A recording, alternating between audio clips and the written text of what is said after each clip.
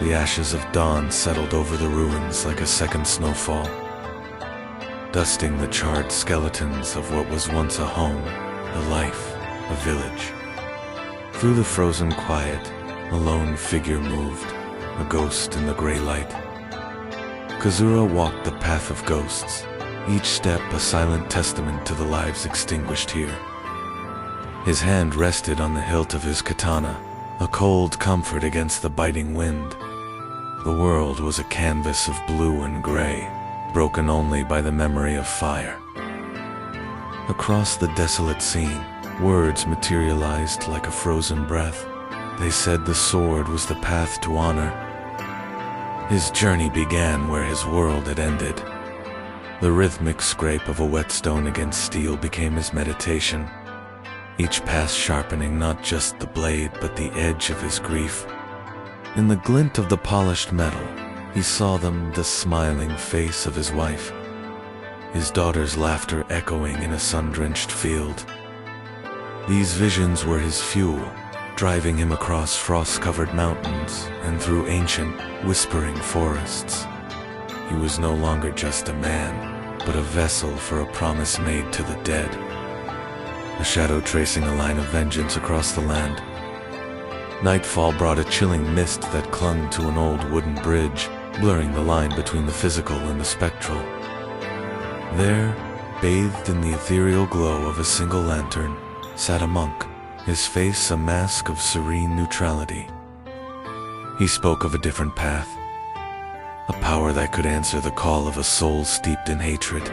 From within his robes, he produced a blade, a tachi that seemed to drink the moonlight and bleed it back as a sinister, pulsating crimson.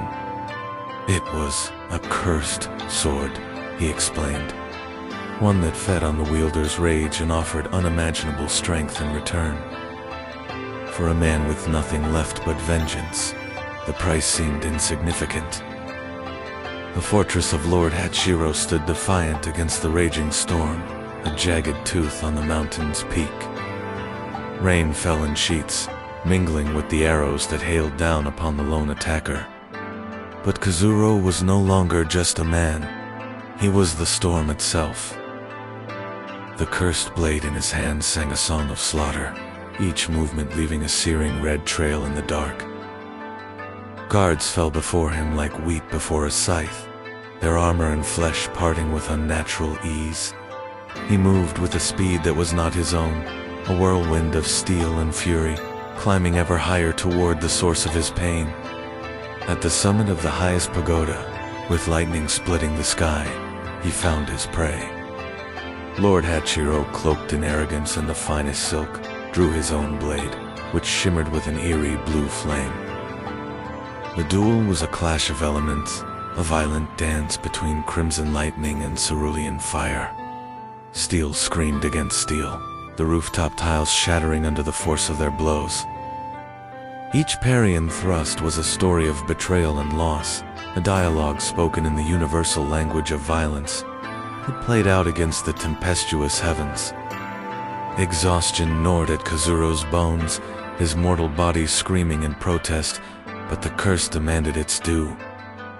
With a final, guttural roar that was both his and the sword's, he channeled every ounce of his hatred, every memory of his lost family, into one desperate strike.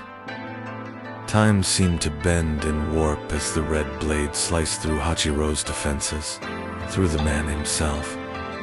The impact was not merely of steel on bone, but of pure, concentrated rage.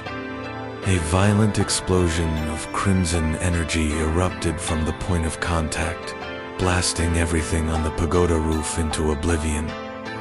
Silence returned, heavier and more profound than before.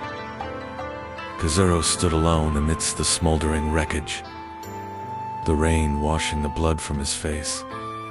He looked down at the cursed tachi in his hand as it fractured, the malevolent energy it contained now having lost its vessel.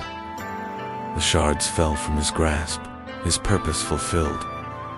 But as the red glow of the sword faded, a new darkness began to crawl up his arms, black veins spreading across his skin. The price of his revenge was his own soul. As a new sun rose, its gentle light cast long shadows across the broken fortress. A young boy, a scavenger drawn by the silence, crept through the debris. His eyes caught a faint, residual glimmer from the shattered pieces of the cursed sword. He reached out a small, hesitant hand, drawn to its lingering power. The fire of vengeance never dies. It only waits for another hand.